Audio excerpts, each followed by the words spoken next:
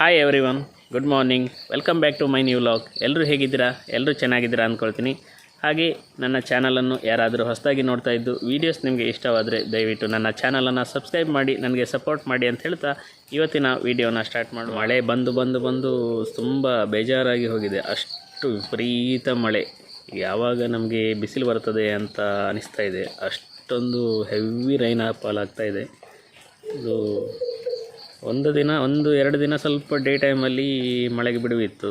ನಿನ್ನೆಯಿಂದ ಮಳೆ ಅಂತ ಹೇಳಿದರೆ ವಿಪರೀತ ಮಳೆ. ಒಂದು ಕಡೆ ಪವರ್ ಇಲ್ಲ, ತುಂಬ ಅಷ್ಟೊಂದು ಮಳೆ ಬರ್ತಾಯಿದೆ. ಮಳೆ ಜೊತೆ ವಿಪರೀತ ಗಾಳಿ ಕೂಡ ಇದೆ. ಲಾಸ್ಟ್ ಇಯರ್ಗೆ ಕಂಪೇರ್ ಮಾಡಿದರೆ ಈ ವರ್ಷ ಒಳ್ಳೆ ಮಳೆಯಾಗಿದೆ. ಅಂತೇಳಿದರೆ ಮಳೆ ಬೇಕು, ಮಳೆ ಇಲ್ಲ ಅಂತೇಳಿದರೆ ತುಂಬ ಕಷ್ಟ. ನೀರಿಲ್ಲ ಅಂತೇಳಿದರೆ ಏನೂ ಮಾಡಲಿಕ್ಕಾಗೋದಿಲ್ಲ.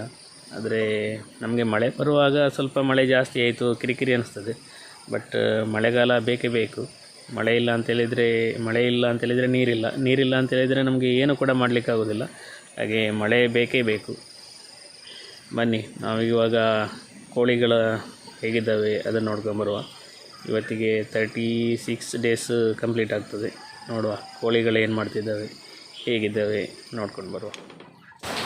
ಮತ್ತು ನೋಡಿ, ನೈಟ್ ಫುಲ್ಲು ಪವರ್ ಕಟ್. ಹಾಗಾಗಿ ಇವಾಗ ಬೆಳಗ್ಗೆ ಬೆಳಕಾದ ನಂತರ ಇವಾಗ ಸ್ವಲ್ಪ ಫೀಡ್ ತಿಂದು ಕೂತ್ಕೊಂಡಿದ್ದಾವೆ. ನೈಟ್ ಫುಲ್ಲು ಫೀಡಿಂಗ್ ಇಲ್ಲ, ಏನಿಲ್ಲ. ಇವತ್ತಿಗೆ 36 ದಿನ ಆಗಿದೆ. ಒಂದು 2 kg ಬಾಡಿ ವೇಟ್ ಬರ್ಬೋದು ಅನ್ನಿಸ್ತದೆ. ಬಟ್ ಏನಾಗಿದೆ, ನಿನ್ನೆ ಕೂಡ ರಾತ್ರಿ ನೈಟ್ 11 ಗಂಟೆಗೆ ಪವರ್ ಕಟ್ ಆಗಿದೆ.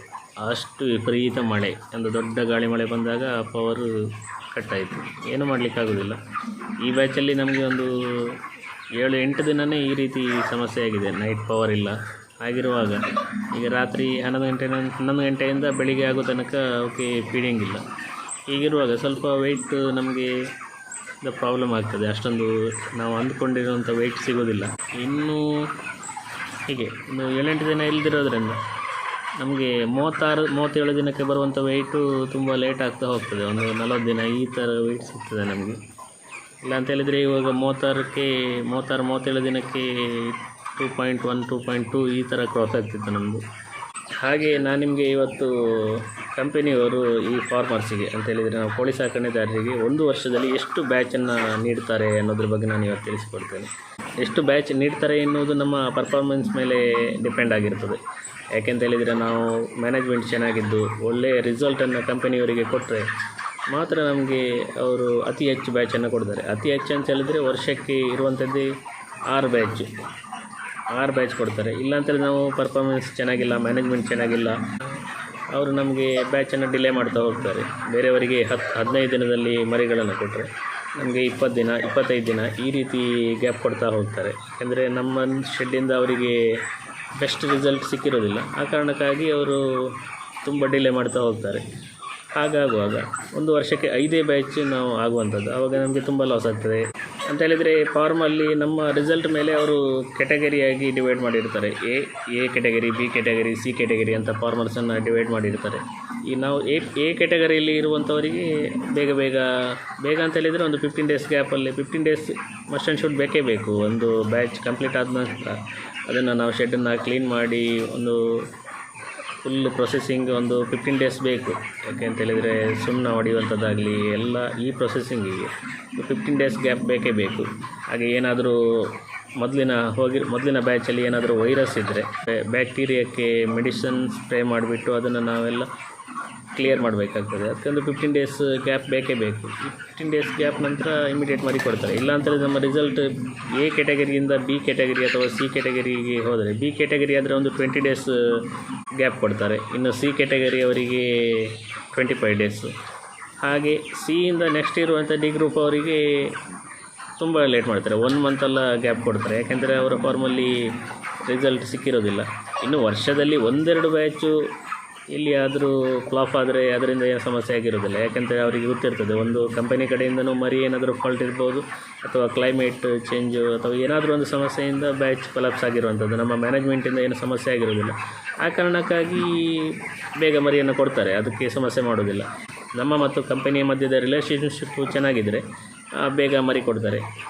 ರಿಲೇಷನ್ಶಿಪ್ಪು ಪ್ಲಸ್ ನಮ್ಮ ಮ್ಯಾನೇಜ್ಮೆಂಟ್ ಎರಡೂ ಕೂಡ ಉತ್ತಮವಾಗಿರಬೇಕು. ಇಲ್ಲ ಅಂತ ಹೇಳಿದರೆ ನಮಗೆ ಡಿಲೇ ಆಗ್ತಾ ಹೋಗ್ತದೆ. ಇನ್ನು ಫಾರ್ ಎಕ್ಸಾಂಪಲ್ಗೆ ನನ್ನ ಉದಾಹರಣೆ ತಗೊಳ್ಳೋದಾದರೆ, ನಾವು ಒಂದು ಒಂದು ವರ್ಷದಲ್ಲಿ 6 ಬ್ಯಾಚ್ ಕ್ರಾಸ್ ಆಗಿದ್ದು ಉಂಟು.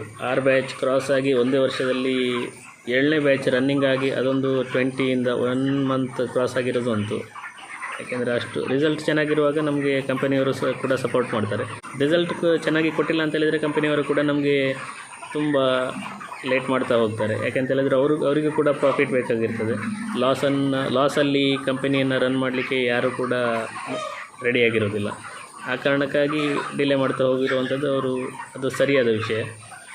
ಹಾಗೆ ನಾವು ಕೂಡ ಅವರಿಗೆ ಕೋಪ್ರೇಟ್ ಮಾಡಬೇಕಾಗ್ತದೆ. ರಿಸಲ್ಟ್ ಬರಲಿಕ್ಕೆ ನಮ್ಮ ಅಟ್ಮಾಸ್ಫಿಯರ್ ಕೂಡ ಇಂಪಾರ್ಟೆಂಟ್. ಯಾಕೆಂದರೆ ಫಾರ್ಮನ್ನು ಮತ್ತು ಫಾರ್ಮ್ ಸುತ್ತಮುತ್ತ ಕ್ಲೀನಾಗಿ ಇಟ್ಕೊಂಡ್ರೆ ನಮಗೆ ಒಳ್ಳೆಯ ರಿಸಲ್ಟನ್ನು ತೆಗಿಲಿಕ್ಕೆ ಸಾಧ್ಯವಾಗ್ತದೆ. ಇಲ್ಲ ನಮ್ಮ ಇಲ್ಲಿ ಅಟ್ಮಾಸ್ಫಿಯರ್ ಚೆನ್ನಾಗಿಲ್ಲ ಅಂತೇಳಿದರೆ ರಿಸಲ್ಟ್ ನಾವು ಎಷ್ಟೇ ಕಷ್ಟಪಟ್ಟರೂ ರಿಸಲ್ಟ್ ಬರೋದಿಲ್ಲ. ಫಾರ್ಮ್ ಸುತ್ತಮುತ್ತ ಕ್ಲೀನ್ ಮಾಡುವಂಥದ್ದು, ಅದಕ್ಕೆ ಗಾಳಿ ಬೆಳಕು ಉತ್ತಮ ರೀತಿಯಲ್ಲಿ ಸಿಗುವಂತಿರಬೇಕು. ತುಂಬ ಅಕ್ಕಪಕ್ಕದಲ್ಲಿ ಕಾಡು ಬೆಳ್ಕೊಂಡು ಗಿಡಗಳಿಂದ ಅಡೆತಡೆ ಏನಾದರೂ ಇದ್ದರೆ ಉತ್ತಮ ಗಾಳಿ ಬೆಳಕು ಒಳಗೆ ಸಿಗೋದಿಲ್ಲ. ಆ ಕಾರಣಕ್ಕಾಗಿ ನಾವು ಒಳಗಡೆ ಎಷ್ಟೇ ಕಷ್ಟಪಟ್ಟರೂ ನಮಗೆ ಕೋಳಿಗಳಿಂದ ಒಳ್ಳೆಯ ರಿಸಲ್ಟ್ ತೆಗಿಲಿಕ್ಕೆ ಸಾಧ್ಯವಾಗೋದಿಲ್ಲ. ಆ ಕಾರಣಕ್ಕೆ ಎಲ್ಲವನ್ನು ನಾವು ಗಮನದಲ್ಲಿಟ್ಟುಕೊಂಡು ಈ ಕೋಳಿ ಫಾರ್ಮನ್ನು ನಡೆಸಬೇಕಾಗ್ತದೆ. ಹಾಗಿರುವಾಗ ಕಂಪನಿಯವರು ಕೂಡ ನಮಗೆ ಸಪೋರ್ಟ್ ಮಾಡ್ತಾರೆ. ಇಲ್ಲ ಅಂತ ಹೇಳಿದರೆ ಅದೇ ವರ್ಷಕ್ಕೆ 5 ಬ್ಯಾಚ್ 5 ಬ್ಯಾಚ್ ಹೇಗೂ ಕೊಡ್ತಾರೆ. ಮತ್ತು ತುಂಬ ನಾವು ಕಳಪೆ ಮಟ್ಟದ ರಿಸಲ್ಟನ್ನು ಅವರಿಗೆ ಕೊಡ್ತಾ ಹೋದರೆ 1 ವರ್ಷ ನೋಡ್ತಾರೆ.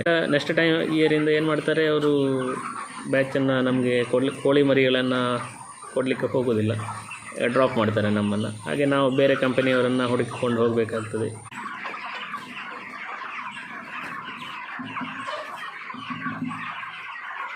ಹಾಗಿರುವಾಗ ನಮಗೆ ತುಂಬ ಕಷ್ಟ ಆಗ್ತದೆ. ಏಕೆಂತ ಹೇಳಿದರೆ 5,000ದ ಶೆಡ್ಡನ್ನು ಇವಾಗ ಪ್ರೆಸೆಂಟಲ್ಲಿ ನಾವು ರೆಡಿ ಮಾಡಬೇಕಂತೇಳಿದರೆ ಅದು 25 ಲ್ಯಾಕ್ ತನಕ ಬೇಕಾಗ್ತದೆ. ಇಷ್ಟೆಲ್ಲ ಇನ್ವೆಸ್ಟ್ ಮಾಡಿ ಈ ರೀತಿ ನಾವು ನೆಗ್ಲೆಕ್ಟ್ ಮಾಡಿದರೆ ತುಂಬ ಲಾಸ್ ಆಗ್ತಾ ಹೋಗ್ತದೆ. ಇನ್ನು ನಾವು ಮರಿಯನ್ನು ಪರ್ಚೇಸ್ ಮಾಡಿ ಓನ್ ಮಾರ್ಕೆಟಿಂಗ್ ಮಾಡುವಂಥದ್ದಾದರೆ ಸಮಸ್ಯೆ ಇಲ್ಲ. ಅದನ್ನು ಹೇಗಾದರೂ ನಾವು ಮಾಡಿದರೂ ಆಗ್ತದೆ. ಅಂತ ಹೇಳಿದರೆ ಲಾಸ್ ಆಗೋದು ಹಾಗೇ ಆಗ್ತದೆ, ನಮಗಾದರೂ ಲಾಸು, ಕಂಪನಿಯವರಿಗಾದರೂ ಲಾಸು.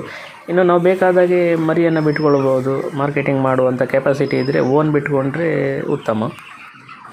ಇದು ನನ್ನ ಇವತ್ತಿನ ವಿಡಿಯೋ. ಈ ವಿಡಿಯೋ ನಿಮಗೆ ಇಷ್ಟವಾದರೆ ದಯವಿಟ್ಟು ಲೈಕ್ ಮಾಡಿ, ಶೇರ್ ಮಾಡಿ, ಹಾಗೆ ನಿಮ್ಮ ಅನಿಸಿಕೆಗಳನ್ನು ಕಮೆಂಟ್ ಮೂಲಕ ನನಗೆ ತಿಳಿಸಿ ಅಂತ ಹೇಳ್ತಾ ಇನ್ನೊಂದು ಹೊಸ ವ್ಲಾಗ್ನೊಂದಿಗೆ ನಾಳೆ ಸಿಗುತ್ತೇನೆ. ಎಲ್ಲರಿಗೂ ಧನ್ಯವಾದಗಳು.